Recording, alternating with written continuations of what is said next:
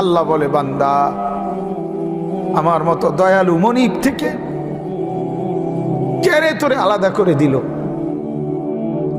মা গাররাকা, আরে বান্দা আমার থেকে কেন আলাদা হলি? আমি কি অপরাধ করেছি? সারাদিন আসমানে আলো দিয়ে আমি অন্যায় করছি, আজ আবার রাতের বেলা ঘুমের পরিবেশের জন্য অন্ধকার করে দিয়ে আমি অপরাধ করছি।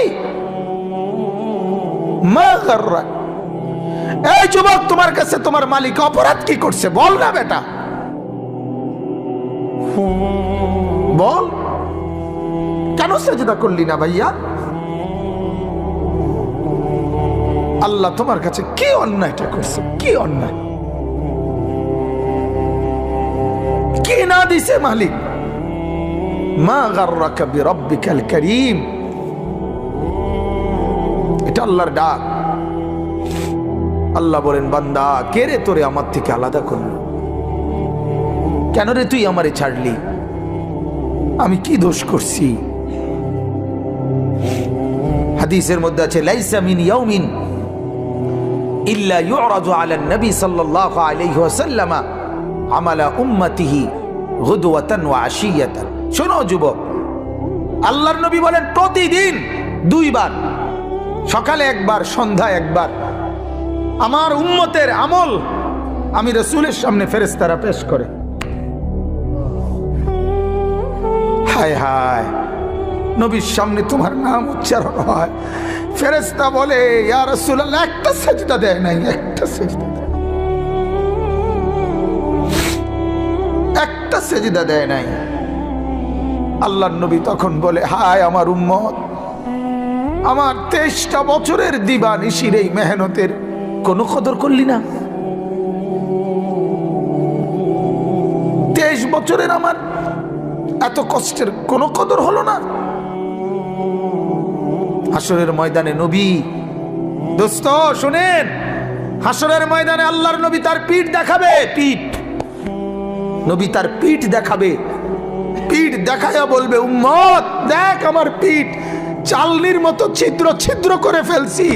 তায়েফের বাচ্চারা যখন আমার পাথর মারছে, ওই পাথরের আঘাত সইতে গিয়ে। সেদিন দেখবেন, সেদিন বুঝবা যুবক, নওজোয়ান, তোমাদের জন্য কাঁদার কেউ নাই, তোমাদের জন্য ভাবার কেউ নাই। মা বাপ ছেড়ে দিছে তোমারে, যা বাবা নষ্ট হয়ে যা। আহা, মোবাইলের হাতে ছেড়ে দিছে তোমারে, নষ্ট বন্ধুদের হাতে ছেড়ে দিছে তোমারে, যা বাবা পেটের ভুক লাগলে ভাত খাইয়ে যাইস, বাকি টাইম নষ্ট হয়ে যা। অভিভাবক ছেড়ে দিছে সন্তানকে, দুপুর বেলা বের হইছে রাত 10টা পর্যন্ত, কারো কোনো পেরেশানি নাই। মা বাবার ছেলেটা কি হচ্ছে, কার সাথে উঠতেছে, বসতেছে, খাইতেছে, চলতেছে, কারো কোনো পেরেশানি নেই। এভাবে জিন্দেগি চলে না বাজান, এভাবে জিন্দেগি চলে না। এই জন্য আল্লাহ তাআলা প্রতিদিন ডাকে, আমার বান্দা আমি কি অপরাধ করেছি? রাসূল প্রতিদিন বলে, আমার উম্মত আমি কি অন্যায় করছি? আমার তায়েফের রক্তের কোনো দাম নাই, আমার উহুদের দান দান শহীদ করার কোনো মূল্য নাই। 14 দিন আমি পেটে পাথর বেঁধেছি, আমার সেই পাথরের বাধা পেটের কোনো মূল্য নাই। আমি 3 মাস ঘরে চুলায় আগুন জ্বলে নাই, আমার সেই জীবনের কোনো মূল্য নাই।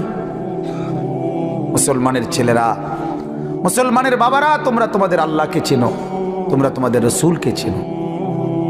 মোবাইল দিয়া হইলো রবিকে চেনো, রাসূলের জীবনী শোনো, তাইলেও ফায়দা হবে। এই জীবন এভাবে নষ্ট করো না ভাইয়া। আল্লাহ আমাদেরকে বুঝ দান করেন, আল্লাহ আমাদেরকে কবুল করেন, আল্লাহ আমাদেরকে ফিকির দান করেন। অনেক যুবক বসছো মাশাআল্লাহ, আল্লাহ যত ছেলে বসছো, আল্লাহ তোমাদের ঈমান আমলের দৌলত দান করেন।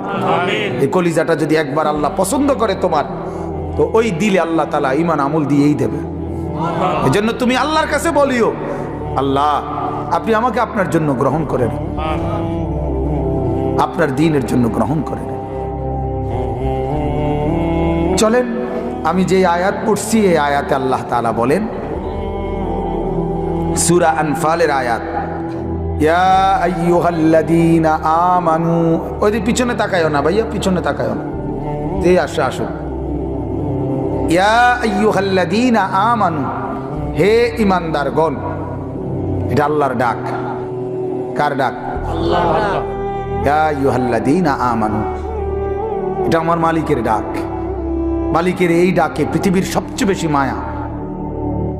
সন্তান যখন, মা যখন সন্তানকে ডাকে, ওই ডাকে যেতটুকু মায়া, বাবা সন্তানকে ডাকলে যতটুকু মায়া, আল্লাহর কসম এই ডাকের মধ্যে গোটা পৃথিবীর সবচেয়ে বেশি মায়া এর মধ্যে। ইয়া আইয়ুহাল্লাযীনা আমানু, হে ঈমানওয়ালা।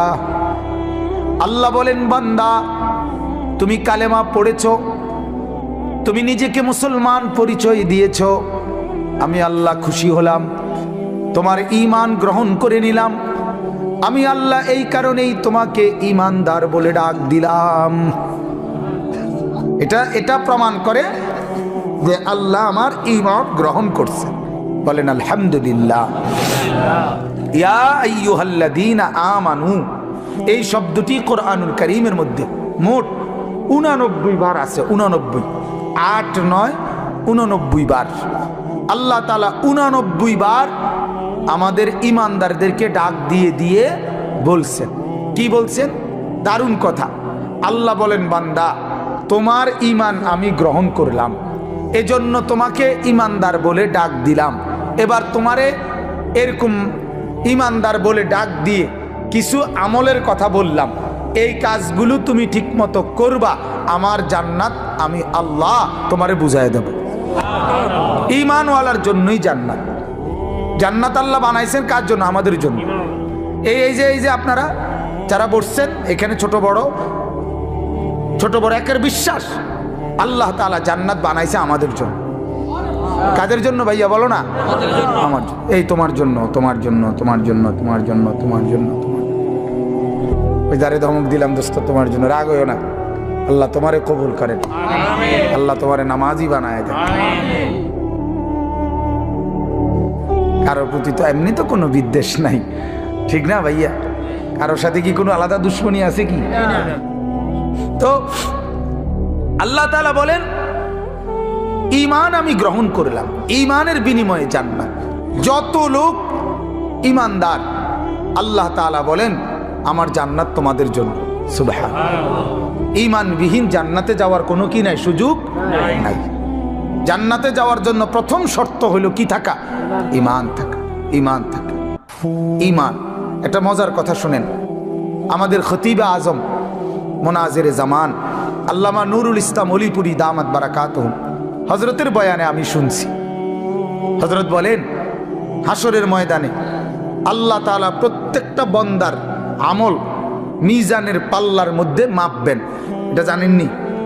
মিজানের পাল্লাতে যে আমাদের আমল মাপা হবে, এটা শুনছেননি? এই মাপাটা কিরকম, এটা হুজুরের সবচেয়ে সুন্দর, আমি ওনার থেকে বুঝছি। হুজুরে বলেন যে এই মিজানের পাল্লায় ঈমানদারের নেক আমল আর ঈমানদারের আমল আল্লাহ তাআলা 2 বার মাপাইবেন। কয়বার? 1 নাম্বার হলো যে ঈমান, এটা যদি থাকে, কারো যদি 1 জাররা 1 বিন্দু পরিমাণও ঈমান থাকে, তাহলে এই ঈমান একটা নেক কর্ম, মানে এটা একটা নেক কাজ। ঈমানটাই একটা কি আমল? নেক আমল। কথা বুঝছেন? এটা একটা নেক কাজ। তো আল্লাহ পাক রব্বুল আলামিন এক পাল্লার মধ্যে তার পুরা জিন্দিগির গুনাহ এটার মধ্যে উঠাবে, আরেক পাল্লার মধ্যে প্রথমত শুধুমাত্র ঈমানটা, এটা একবারে বিন্দু পরিমাণ হোক, সরিষার দানা, মিসকালা হাব্বাতিন মিন খারদাল। কোরআনেও আছে, হাদিসেও আছে, আল্লাহ বলছে, নবীজিও বলছে, সরিষার দানা পরিমাণ ঈমানটুকু যারা আছে, এটাই আল্লাহ তাআলা আরেকটা পাল্লার মধ্যে ফেরেশতারা রাখবেন। তাহলে এক পাল্লার মধ্যে কি গুনাহ, আরেক পাল্লার মধ্যে শুধু ঈমানটা।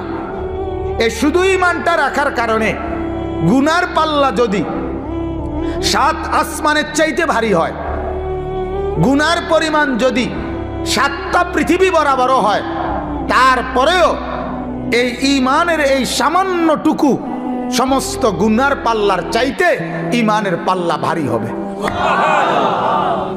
আর ফেরেশতা ঘোষণা দিবে, তুমি চিরস্থায়ী জাহান্নাম থেকে মুক্তি পাইলা, খুলুদ ফিন্নার, অর্থাৎ তুমি চিরস্থায়ী জাহান্নামী হবে না। এখন ফেরেশতা বলবে, তবে দাঁড়াও, তোমার ফয়সালা এখনো শেষ হয়েছে না। প্রথমত তুমি এই নিশ্চয়তা পাইলা যে তুমি চিরস্থায়ী কি না, জাহান্নামী না। তবে এখনই ডাইরেক্ট জান্নাতে যাইবা নাকি একটু ঘুরাইন লাগবো, এইটা একটু কাম বাকি আছে। তখন ওই ঈমানটাকে সরাইয়া তার বাকি যত নেক আমল, নামাজ, রোজা, হজ, যাকাত, ওযু, গোসল, দান, সাদাকা, জিকির, তাসবিহ, তেলাওয়াত, আরো নেক আমল আছে না, এই নেক আমলগুলো এবার ওই পাল্লাতে রাখা হবে। এই পাল্লিতে রাখলে ঈমান, আরে নেক আমল এইবার আবার টান দিবে। আবার টান দিলে এইবার যদি নেক আমলের পাল্লা গুনার পাল্লার চাইতে ভারী হয় তো এখনই জান্নাত। মানে এক ঈমানের কারণে তো প্রথমে কি হয়ে গেছে, বরাদ্দ আসিল, এখন বাকি নেকের পাল্লাও গুনার চাইতে কি ভারী। এইবার আল্লাহর পক্ষ থেকে ফেরেশতারা বলবে, তুমি ডাইরেক্ট এদিক দিয়া এন্দে গিয়েই উঠবা, উঠলেই দেখবা জান্নাত, মানে ডাইরেক্ট জান্নাত। আর যার নেকিগুলো রাখার পরে গুনার পাল্লা ভারী হবে, তাকে বলা হবে, তুমি প্রথমত জাহান্নামে যাও, জাহান্নামে এই গুনার সমপরিমাণ শাস্তি ভোগ করার পর তারপরে ওই যে প্রথম ঈমানটুকু থাকার কারণে, ওইটুকুর কারণে তুমি জান্নাতি হবা। তো তবে আযাব ভোগ করে এরপরে ওই ঈমানের কারণে তোমাকে আবার জান্নাতে নিয়ে আসা হবে। আলহামদুলিল্লাহ। তাহলে ঈমান কত বড় নিয়ামত। ঈমান এক নম্বরে, প্রথমত ঈমানের সাথে নেক আমল যদি ভারী হয় তাহলে সরাসরি জান্নাতে নিয়ে যাবে। আরেকবারে ঈমানের সাথে যদি গুনার পাল্লাও ভারী হয় তাহলে জাহান্নামের আযাব ভোগ করাইয়া হলেও ঈমান তাকে জান্নাতে আনবেই আনবে। এখন এখানে দুই কথা আমাদের, আপনাদের জন্য আমার। এক কথা হইল, সর্বদাই খেয়াল রাখা ঈমান যেন আমার চলে না যায়। এটা সর্বোচ্চ একজন মানুষের সবচেয়ে বেশি খেয়াল রাখা দরকার, ঈমান যেন আমার চলে না যায়। আমার শায়েখ আল্লামা মুফতি মুশতাকুন নবী সাহেব বলে, মাঝে মাঝে বুকে হাত দিয়া বলা দরকার, নিজের ঈমান পরীক্ষা করা দরকার, আছে তো ঈমান, চলে গেল না তো, হারায় গেল না তো। ঈমান কিন্তু চলে যায়। ঈমান কি হয়ে যায়? চলে যায়। কুফরি করলে ঈমান চলে যায়, শিরিক করলে ঈমান কি হয়ে যায়? ক্ষতিগ্রস্ত চলে যায়। তাহলে এই জন্য একজন মুমিনের উচিত, একজন মুসলমানের উচিত নিজের ঈমানের পাহারাদারি করা, যেন আমার ঈমান চলে না যায়, কুফরি যেন না হয়। কিন্তু আমরার দুর্ভাগ্য হইল, ঈমান যায় কেমনে, কুফরি হয় কিভাবে, শিরিক হয় কিভাবে, এটাও তো আমরা জানি না। ইসলামকে তো আমরা এত সহজ মনে করি, এত সস্তা মনে করি। আমরা অনেক মানুষ মনে করে যে হুজুররা এত কিছু লইয়া কি করে। হুজুররা, বহুত লোক আছে যে হুজুররা কেন বাংলা, অঙ্ক, ইংরেজি, পদার্থ, জীব বিজ্ঞান, রসায়ন বিজ্ঞান, পৃথিবীর এই অত্যাধুনিক যান্ত্রিকতার এই যুগে এগুলো কেন পড়ে না। হুজুররা করে কি? সামান্য একটু কোরআন শরীফ আর মসজিদের ইমামতি, এটুকু নিয়েই ব্যস্ত আছে কেন? আহা, বদনসিব। বদনসিবে মনে করছে কোরআন মানে এই সামান্য একটু শুধু পড়ার, কোরআন মানে এটা তেলাওয়াতেরই শুধু কিতাব। অথচ এই কোরআন যে জামিউল উলুম, পৃথিবীর সমস্ত জ্ঞানের মূল ভান্ডার এই কোরআন। তাহলে আল্লাহর কসম, ভারতের এক বড় বুজুর্গ ছিলেন সৈয়দ আবুল হাসান আলী আন-নদভী রহমতুল্লাহ আলাইহি, তিনি বলেন পৃথিবীর সবাই অবসর পেতে পারে, কিন্তু আলেমে দ্বীন যারা, মাদ্রাসায় পড়ে যারা, আল্লাহর কোরআন আর রসুলের সুন্নাহ পড়ে যারা, তাদের 24 ঘন্টায় কোনো অপশন নাই। কারণ জীবনের যত শাখা, মাদ্রাসার দায়িত্ব, আলেমের দায়িত্ব, সকল শাখায় দিক নির্দেশনা দেওয়া। চাকরি, ব্যবসা, লেনদেন, কৃষি, ক্ষেত খামার, আয় রোজগারের যত মাধ্যম, মানুষের জীবন চলার যত মাধ্যম, লেনদেন, সামাজিকতা, আচার অনুষ্ঠান, বিশ্বাস, ইবাদত, আমল, হাঁটা চলা, খাওয়া পড়া, আহার নিদ্রা, হাসি কান্না, রাত দিন, অজু গোসল, যা কিছু আছে সমস্ত ব্যাপারে মানুষকে দিক নির্দেশনা দেওয়া একমাত্র উলামায়ে কেরামের দায়িত্ব, আর কারো না। ডাক্তারের দায়িত্ব সব বিষয়ে কথা বলা না, ইঞ্জিনিয়ারের দায়িত্ব সব বিষয়ে কথা বলা না, কিন্তু আলেমের দায়িত্ব ডাক্তারকেও প্রেসক্রিপশন দেওয়া, ইঞ্জিনিয়ারকেও প্রেসক্রিপশন দেওয়া, কৃষিজীবী, ক্ষেত খামার, দিন মজুর, শিক্ষিত মূর্খ প্রত্যেককে ইসলামের মাসআলা বলা, শরীয়তের বিধান বলা আলেমের দায়িত্ব। তাহলে এত বড় ভারী জিম্মাদারি যার কাঁধে, তার আবার অবসর কিসের? আমি আজকে আমার সাথে এক মাওলানা আছে, ওই মাওলানা কই, এই মাওলানারে আমি কালকে রাতেও বলছি, মাওলানা দিনের কাজ করতে চান না? দিনের কাজ করতে হলে রাত 2টা আর দিনের 2টা বরাবর মনে করতে হইব। রাতের 2টা এবং দিনের 2টা বরাবর মনে করবেন যে ইমানদারের আলেমে দিনের কোনো অপশন নেই। রাত 2টায়ও দিনের 2টায়ও উম্মত যখনই দ্বীনের জন্য কোনো তাকাজা পেশ করবে রেডি থাকতে হবে। এটা হলো আমাদের জিন্দেগি। অতএব আমি আপনাদের কাছে এটা বুঝাইতে চাইলাম, ঈমানের ব্যাপারে আমরা অবশ্যই জানা দরকার। কি কারণে আমার কুফরি হয়, কি কারণে আমার শিরিক হয়? আমাদের কাছে এই দ্বীনের তালিম তো নাই, তালিম নাই। আমরা বহু মুসলমান নিজেদেরকে স্বাভাবিকভাবে মুসলমান মনে করি। অনেক লোক আছে নিজেদেরকে নামাজিও মনে করে, নামাজ পড়েও মাশাআল্লাহ, কিন্তু নামাজের মাসআলা, ওযুর মাসআলা, হালাল হারামের মাসআলা, জায়েজ না জায়েজের মাসআলা, পাক নাফাকের মাসআলা, পবিত্রতা অপবিত্রতার মাসআলা, এগুলোর ব্যাপারে ফিকির নেই, কোনো ফিকির নেই। তাইলে আপনি ভাবেন, যদি এই ব্যাপারে ফিকিরই না থাকে, যদি কোনো আচরণে কোনো কথাবার্তায় আপনার কুফরি হয়, তখন আপনি তো জানেন না, আপনার ঈমান যে চলে গেছে আপনার তো খবরও নেই। বলেন নাউজুবিল্লাহ। এজন্য আমার ভাই, আল্লাহ পাক রব্বুল আলামিন আমাদেরকে বললেন, আমার বান্দা তোমার সবচেয়ে বড় নেয়ামত তোমার ঈমান, আর এটা যেহেতু তুমি পেয়েছো, আমি আল্লাহ খুশি হয়েছি, এজন্য তোমারে আমি তোমার পক্ষে, আমার পক্ষে ঈমানওয়ালা বলে ডাক দিছি। তুমি আমার দলভুক্ত, অতএব তুমি লক্ষ্য রাখবা আমার দল থেকে যেন তুমি ছুটে না যাও। আল্লাহ আমাদেরকে হেফাজত করেন। আমার ভাই, ঈমানের তালিম নেওয়া দরকার। এই যে দাওয়াত ও তাবলীগের সাথীরা সারা পৃথিবী জুড়ে ঈমান ও আমলের তালিম দেয়। সকাল দুপুর বিকেল রাত সারাক্ষণ একই কথা বলে, ভাই ঈমানের মেহনত নিয়ে কথা বলা হবে, ঈমান আমলের মেহনত নিয়ে কথা বলা হবে। মানে কি? মানে বোঝা গেল ওরা 30 বছর 40 বছর পরেও এটা বোঝে ঈমানের মেহনত আজও দরকার।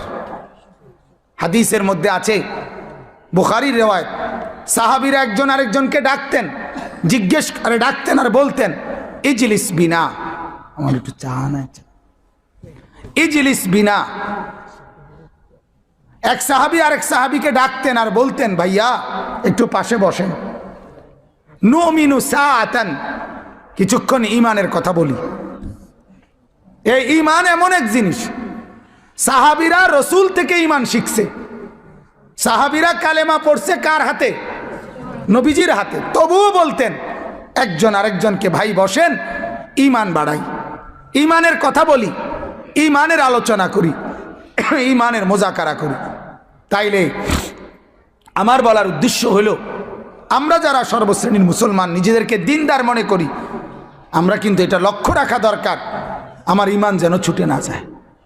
শুধু লা ইলাহা ইল্লাল্লাহ মুখে বলতে পারেন, এটাই যথেষ্ট না। আচরণে, কর্মে, বিশ্বাসে, লেনদেনে, যেন কোনো কুফরি না হয়। বহু নাফরমান পাত্তর দিয়ে বাইর হইল, তার জবান দিয়ে মালিকের নাম বাইর হয় না।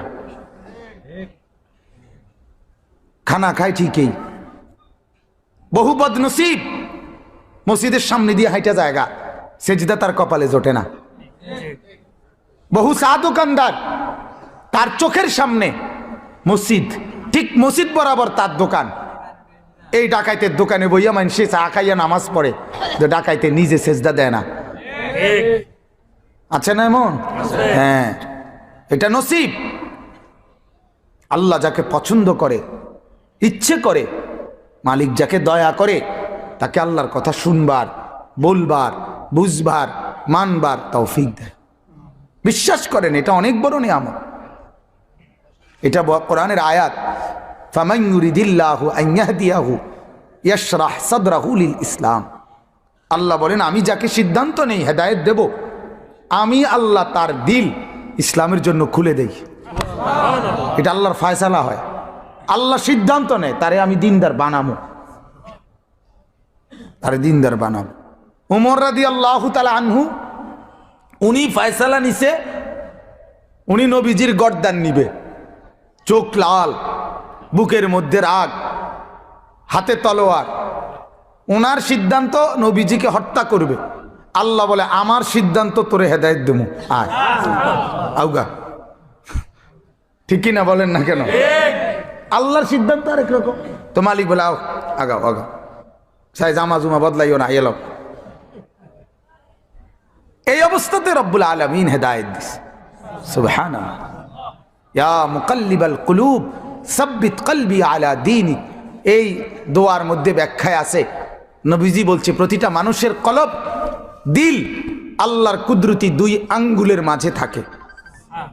ইন্না কুলুবাল ইবাদ বাইনা ইসবাআইনি মিন আসাবিআর রহমান। প্রত্যেকটা মানুষের দিল আল্লাহ তাআলার কুদরতি দুই আঙ্গুলের মাঝে থাকে। ইউকাল্লিবুহু কাইফা ইয়াশা। আল্লাহ যেভাবে ইচ্ছে ওই দিল বদলাইতে পারে। আল্লাহ চাইলে উলট পালট করে দেয়, আল্লাহ তাআলা চাইলে দিল বদলায় দেয়। এই জন্য ওমরের শক্ত দিল, পাষাণ দিল আল্লাহ বদলায় দিছে, তো নরম দিল হয়ে গেছে, নরম দিল। এই জন্য কোরআনুল কারীম আছে, ওয়ালামু আন্নাল্লাহা ইয়াহুলু বাইনাল মারই ওয়া কলবিহি। আল্লাহ তাআলা বলেন, ও আমার বান্দা, মনে রাখো, তোমার দিলের তামান্না আর আমার ফয়সালা দুই রকম হয়ে যায়। আরেক অর্থ হইল যে তোমার দিলের ইচ্ছা আর আমার দিল বদলানো ভিন্ন হয়ে যায়। তুমি ইচ্ছা করছো একরকম, আমি তোমার ব্যাপারে দিল বদলাই দেই ভিন্ন রকম। এজন্য আমার অনুরোধ, প্রত্যেক দিন বলি, জুমার বয়ান যখনই মসজিদে যাবেন, একেবারে শুরুর থেকে, এই যুবক ভাইরা তোমরাও, অনেক ছেলে তোমরা মসজিদে যাও ভাই, ঠিক আছে, কিন্তু বারান্দায় বসে থাকো, ধাক্কা ধাক্কি করো, রসিকতা করো। আরে দোস্ত, জিন্দিগি কতক্ষণ রসিকতা করলে? আমার শুধু এই কথাটা বুঝাও, আসলে রসিকতা কি কোনো টাইম টেবিল নাই? আর বিনোদনের কেকের কোনো টাইম টেবিল নাই। একটা মানুষ কি সারাদিনে ধাক্কা ধাক্কি, এই নিজেদের মধ্যে আনন্দ ফুর্তি, এ তামসা করতে মন চায়, এটা কতক্ষণ? কতক্ষণ ভাল লাগে? একজন মানুষের কতক্ষণ ঘুম যাইতে মনে করে? একজন মানুষের কতক্ষণ তামসা করতে মন চায়? এটার কি কোনো লিমিট নেই? এক সপ্তাহ পরে তুমি, এক সপ্তাহ তো তোমার মসজিদে দেখা যায় নাই, একটা সপ্তাহ পরে শুক্রবারে আধা ঘন্টা টাইমের জন্য আল্লাহর ঘর মসজিদে আসছো, শয়তান তোমারে তখনও কামড়ায়? ইবলিস কি তখন তোমারে তখনও ছাড় দেয় না? তখনও তুমি বারান্দাত বসে বসে ধাক্কা ধাক্কি করো, ঠেলাঠেলি করো। আশ্চর্য কথা। তাহলে আল্লাহর কথা কখন শুনবা ভাইয়া? আখিরাতের কথা কখন শুনবা? কেমনে বললে বুঝবা? কিভাবে বললে বুঝবে এরা? অনেক মুরব্বী আছে, এই মুরব্বী, অনেক কিছু মুরব্বীরও আছে বদভ্যাস, বসে বসে মসজিদে গিয়া ইমাম সাহেব জুমার বয়ান করে, সামনের কাতার দখল করে থাকে, কিন্তু বইবে এমন জিমা এরম করে, বইয়ে বইয়া জিমা। জিমান কেন? আমার মসজিদে তো কোনো বুড়া 200 বছরের বুড়াও জিমাইতারে না, জিমানির সিস্টেমে নাই, ডরেও তো চোখ বন্ধ করে না, শতবোধ নাই। শতবোধ করবে কেন? আপনি আসছেন আল্লাহর ঘরে, শুনবেন না কেন? মনোযোগী হবেন না কেন? আমি একদিন এক মুরব্বির জিজ্ঞেসি, আপনি বলেন প্রতিদিন 1টার দিকে 12:30 1টার সময় আপনার ঘুমাননি? শনিবার, রবিবার, সোমবার, মঙ্গলবার, বুধবার, বৃহস্পতিবার? না হুজুর, শুক্রবারে ঘুম যাতা দেয় কেন? কি ব্যাপার? ঘটনাটা কি? গাফলত, খামখেয়ালি। আল্লাহ আমাদেরকে মাফ করে দেন, আমিন। আমার ভাই, আল্লাহ তাআলা এটাই জন্য বলেন, ওয়ালাউ আলিমাল্লাহু ফীহিম খায়রান লা আসমাআহুম ওয়ালাউ আসমাআহুম লাতাওয়াল্লাউ ওয়া হুম মুরিদুন। আল্লাহ তাআলা এটা বহুত বড় ইহসান মালিকের। আল্লাহ বলেন, আমি চাইলে শুনাই, আমি মহব্বত করলে হেদায়েত দেই, আমি আল্লাহ পছন্দ করলে আমার রাস্তায় টেনে নিয়ে আসি। আল্লাহু ইয়াজতাবি ইলাইহি মান ইয়াশা। আল্লাহ বলেন, আমি যাকে পছন্দ করি, ইচ্ছে করি, আমি তাকে টেনে, জজব মানে হলো টাইনা নিয়ে আসা, আকর্ষণ করে আমি আমার দিকে নিয়ে আসি। সুবহানাল্লাহ। সে যায় উল্টো দিকে, আমি আল্লাহ টেনে নিয়ে আসি আমার দিকে। সুবহানাল্লাহ। আরেকটা হলো ওয়াহদি ইলাইহি মান ইউনিব। আল্লাহ বলেন, আমার রাস্তায় একটু যদি কেউ আগায়, আমি আল্লাহ তার চাইতে বেশি গতিতে আমি আল্লাহ তাআলা তাকে এগিয়ে হেদায়েত দিয়ে দেখি। সুবহানাল্লাহ। এটার উদাহরণ আমরা ওস্তাদদের মুখে এভাবে শুনছি যে মা যখন তার ছোট ছেলেকে হাঁটা শিখায়, বাচ্চাকে, তখন মা একটু দূরে বাচ্চাটাকে দাঁড় করাইয়া এরপরে এই পাশ থেকে মা বলে, আব্বু আসো, আসো আসো আব্বু, একটু একটু আসো। তো বাচ্চা 2 কদম 3 কদম দিয়েই বাচ্চাটা পড়ে যায়, ঠিক না? মা তখন দৌড়াইয়া গিয়া মহব্বত করে, আদর করে কোলে তুলে নেয়, এরপরে আদর করে চুমা দেয়। রব্বুল আলামিন যখন বলে, আমার বান্দা আমার রাস্তায় 2-4 কদমই আগাও, 2-4 কদম আগাইলেই আমি আল্লাহ নিজে আগায় গিয়ে তোমার কোলে তুলে নেব। সুবহানাল্লাহ। আদর করব, আমি আদর করব। আমার শায়েখ আল্লামা মুফতি মুশতাকুন নবী সাহেব বলে, বান্দা যখন সেজদা করে, আল্লাহ তখন বান্দাকে আদর করে যেন পিঠে এবং মাথায় হাত বুলায়া দেয়। হাত বুলায়, আনিস আসছো না, সেজদা করলা, খুশি হইলাম, আদর করে বুলায় দেয়। আল্লাহর পেয়ারা বান্দারা মালিকের স্পর্শ পায়। সুবহানাল্লাহ। মালিকের স্পর্শ পায়, মালিকের অস্তিত্ব কলিজার মধ্যে অনুভব করে, দিলের মধ্যে অনুভব করে। হাদিসের মধ্যে আছে, রাসূলুল্লাহ সাল্লাল্লাহু আলাইহি ওয়াসাল্লাম একদিন নামাজের মধ্যে তেলাওয়াত করতেছিলেন। নামাজে কোরআন শরীফ পড়ে না, তেলাওয়াত অবস্থায় একটু সামনে আগায় গেছে, আবার পিছায় পড়ছে। নামাজ শেষ করছে, আর সাহাবীরা জিজ্ঞেস করলেন, ইয়া রাসূলুল্লাহ কি করলেন এটা? একটু আগাই আবার পিছায় গেলেন। আল্লাহর নবী বলেন, সাহাবীরা জান্নাতের ফলের কথা, জান্নাতের এই আয়াত যখন পড়তেছিলাম, তো আমি দেখছিলাম যে জান্নাতের ফলের গাছ আমার সামনে দাঁড়ানো, এই জন্য একটু আগাইয়া গেছিলাম, মন চাইছিল ফলের একটা থোকা খুলুম, মানে সিরালমু। আবার ভাবলাম এটা তো দুনিয়া, এই জন্য ছিঁড়ি নাই, আর আবার পিছায় পড়ছি। মানে এমনভাবে দেখছে, এমনভাবে দেখছে। আল্লাহ রাসূল সাল্লাল্লাহু আলাইহি সাল্লামের সাহাবীরা বলতেন, রাসূলুল্লাহ সাল্লাল্লাহু আলাইহি সাল্লাম যখন সেজদা দিতেন, সাহাবীরা বলেন, আমরা শুনতাম, নাসমাউ লাহু আজিরান কা আজিরিল মিরজাল। আল্লাহর নবীর সাহাবীরা বলেন, ডেকচির মধ্যে পানি গরম করলে, উতরাইলে যেরকম ডগডগ আওয়াজ করে, গড়গড় আওয়াজ করে, সাহাবীরা বলেন আল্লাহর নবী সেজদার মধ্যে এভাবে কাঁদতেন, আমরা তার কলিজার ভেতরে এই ডেকচির উত্তপ্ত গরম পানির ডগডগে আওয়াজের মতো শুনতে পেতাম। কি নামাজ পড়তেন, কেমন সেজদা করতেন। আল্লাহর নবীর স্ত্রী আম্মা জান আয়েশা রাদিয়াল্লাহু তাআলা আনহা বলেন, মাঝে মাঝে আল্লাহর নবী যখন সেজদা করতেন তাহাজ্জুদে, রাত গভীরে, এত লম্বা সেজদা করতেন, এত লম্বা সেজদা দিতেন। হযরত আয়েশা বলেন, আমি ভাবতাম, হায় তিনি ইন্তেকাল করলেন কিনা, তিনি মারা গেলেন কিনা। তো আমি নিজেই নিজে রাসূলুল্লাহ সাল্লাল্লাহু আলাইহি ওয়াসাল্লামের পায়ের আঙ্গুলে হাত দিয়ে মানে অনুভূতি চাইতাম জীবিত আছে কিনা। এত লম্বা সেজদা দিতেন, এত লম্বা সেজদা দিতেন। এজন্য ভাইজান আমার বাপ, এটা অনুভূতির ব্যাপার। আল্লাহর রাস্তায় আসতে পারা, আল্লাহর কথা শুনতে পারা, দ্বীনের আয়োজন করা, আল্লাহর কথা বলতে পারা, কোরআনের একটা মজলিসের ইন্তজাম করা, হ্যাঁ, অনেক বড় ইহসান ও করম ছাড়ার কিছু না। তোমার দ্বারা আল্লাহ তাআলা একটা ভালো কাজ করাইছে, যে ছেলেরা করছে মাশাআল্লাহ। শামীম ভাই আমারে আবদার করে বসছে, মূলত ওনার আবদারের কারণে আমি এই সময়টুকু মিলাইছি। তো মহব্বত করে বলছে, যে উনি নিজেই বলছে যে ছেলেরা, ছোট ছোট ছেলেরা আয়োজন করে, তা আমি সবার জন্য দোয়া করি আল্লাহ তাআলা আমাদের এই নওজোয়ানদেরকে আগামী দিনে ইমাম মাহাদির সাথে অন্তর্ভুক্ত